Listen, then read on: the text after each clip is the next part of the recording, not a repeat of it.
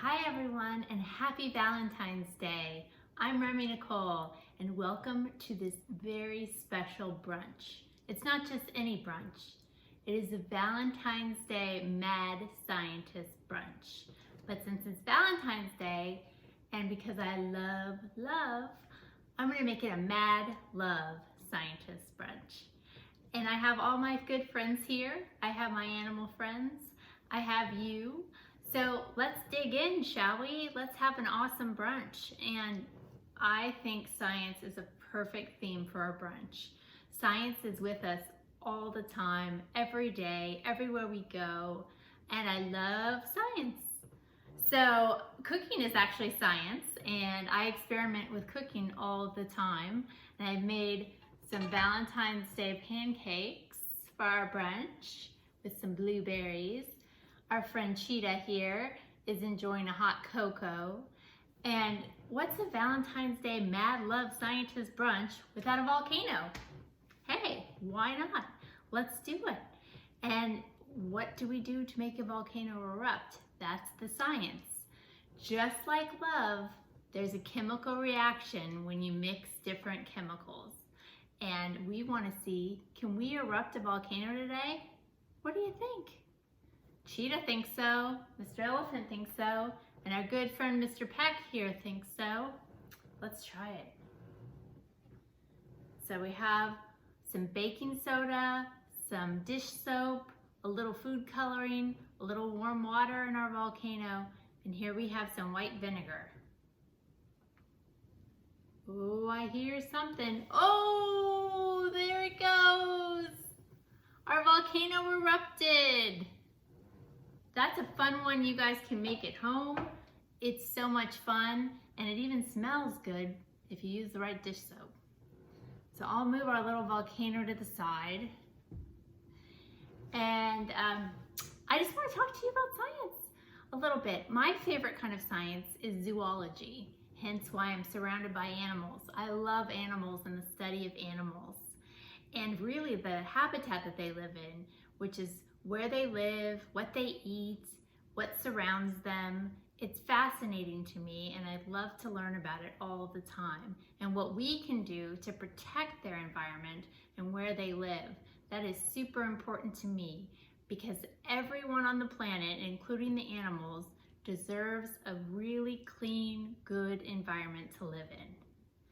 So, animals, speaking of animals, our good friend Mr. Peck here, Peck is a lovebird, and I've written a children's book series just about Peck and his journey to find love. Perfect for Valentine's Day, right? Well, before we get there, Peck likes to go up. He likes to fly. And what do we think that going up and coming down is? What kind of science is that? What is that? It's the study of gravity. What goes up must come down. We see that all the time in our everyday life. Let's see it here with our cool little marble run we built. I put the marble at the top. What do we think will happen when it goes down? Woo! It went all the way to the bottom. Let's try this side. Ooh. There it goes, all the way down to the bottom. So let's take a minute before we eat some yummy brunch and let's dive into the stories that we have to hear today. One story in particular I want to tell you. But first I want to give you a little background on Peck. So the first book in the Peck series is Peck, a Lonely Little Lovebird Down Under. And this is the journey that Peck takes, and this is where he starts to see how he could possibly find love in his life.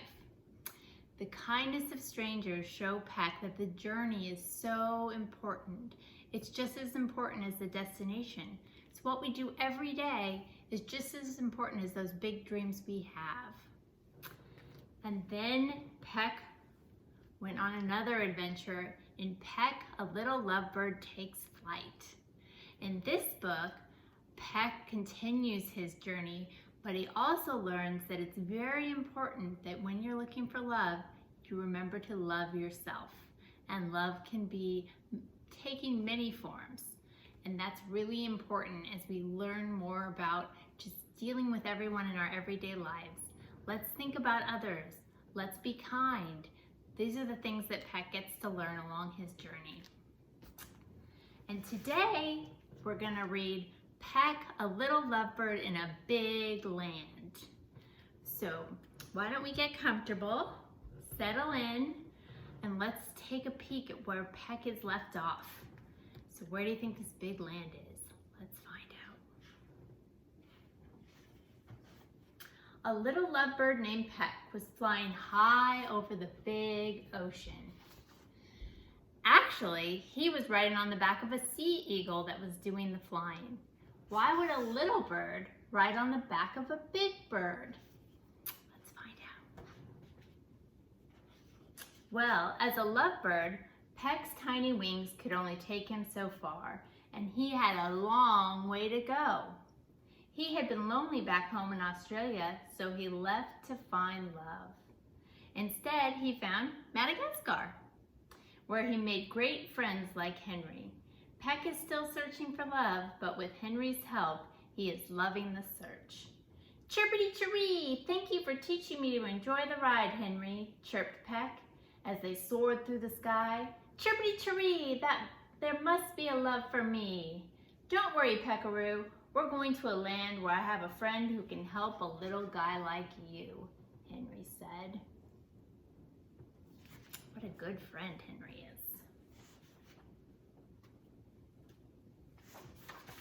Whoosh! They flew beyond the shore, over the mountains and across the wide plains. Chirpity-wee! Where are we now? Asked Peck. This is Africa, Henry said as they came upon a zebra family. Peck meets Zoltan Zebra. He knows this land better than any other animal. Henry said and waved to the largest zebra. Zoltan, my little friend is looking for love. Do you know where he should go?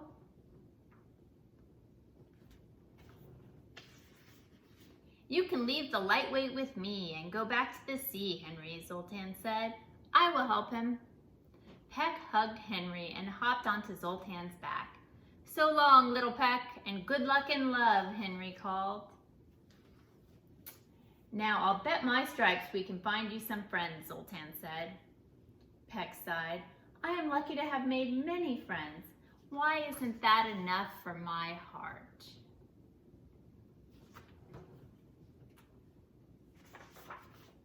Zoltan laughed and said, You're just like everyone else. Love comes in all shapes and sizes. You'll know it when you feel it. Let's get galloping. Peck held on tight for a bumpety ride across the big plains filled with animals he had never seen before. Have you seen these kinds of animals before? Maybe in the zoo? An elephant? A hippopotamus? Zoltan dropped Peck off at the edge of the forest and said, Keep moving through the trees and know whatever path you are on is the right one for you, little pal. Chirpity thanks to you, Zoltan.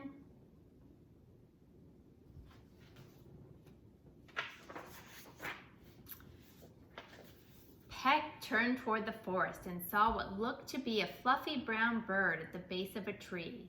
He got very excited and hugged the little bird. Suddenly, a big roar came from behind the tree, and a big lion jumped out along with it. That was not a bird. It was the end of a lion's tail.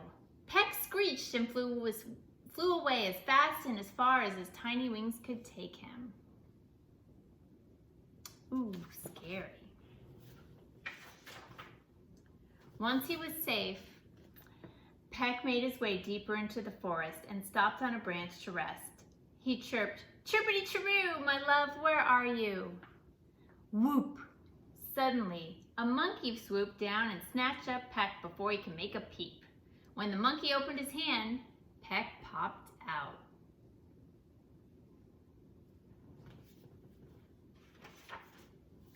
Ew! The monkey screeched when he saw Peck. I was hoping you were a yummy fruit. This won't do at all. I can't eat a feathery fruit with eyes. I'm sorry, but I'm not a fruit, said Peck. My name is Peck, and I'm a lovebird. Hello there, I'm Marky. You're not like the other lovebirds we have around here, Peck, Marky said. Chirpity-chiroo, there are other lovebirds here, Peck said as his eyes lit up with wonder. If you want a ride, we can swing over to find them, Marky said with a smile.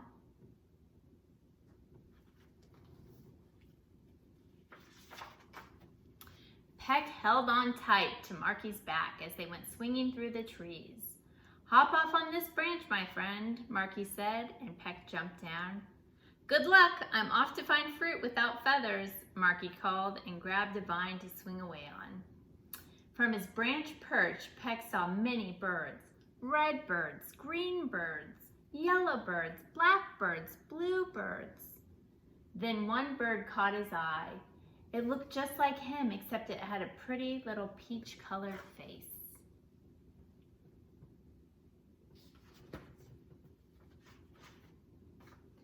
Peck fluttered down to the bird. Hello, Peck chirped. Are you a lovebird? The bird quickly turned to face his chirps and then looked him over. She said, Of course I am. What's your name? Peck asked. Just then another lovebird with a yellow face perched next to them. I'm Penelope, and this is my sister Priscilla, she said, and Peck got extremely excited.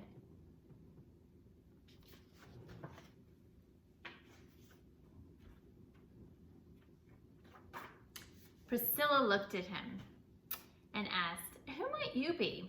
My name is Peck, he said, as he puffed up his feathers. It looks like I have found new birds to chirp with.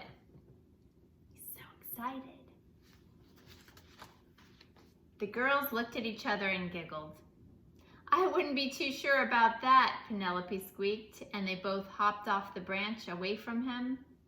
Peck let out a big sigh and chirped a sad tune. Chirpity-boo, I'm alone again. Aw. Peck, don't worry about them. They are always tough on new birds, said the sweetest voice Peck had ever heard. I'm Piper, their little sister. Peck turned to find a pink-cheeked lovebird on the branch. His tongue felt like it was tied in a knot, so he just kept looking at her. Are you okay? Piper cooed at him. Yes, I'm better than okay, Peck said. I have come a long way, and I just can't believe I have found a place with so many lovebirds. He then told Piper about his long journey from Australia all the way to Madagascar and now to Africa.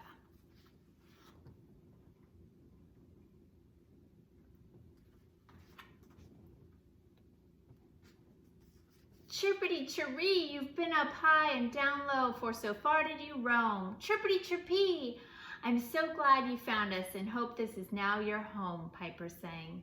Thump, thump, thump. Peck felt its heart beating and hoped Piper didn't hear it.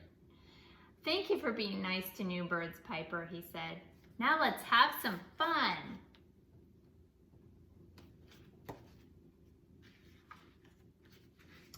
Peck and Piper had so much fun together as they explored the jungle, gathered seeds, and bathed in waterfalls. Peck had found a new home. He also found his happy chirps. Peck and Piper chirped songs together. Chirpity-chirp, we have love in our hearts. Chirpity-chirp, we have love for our friends. Chirpity-chirp, we have love for our loves.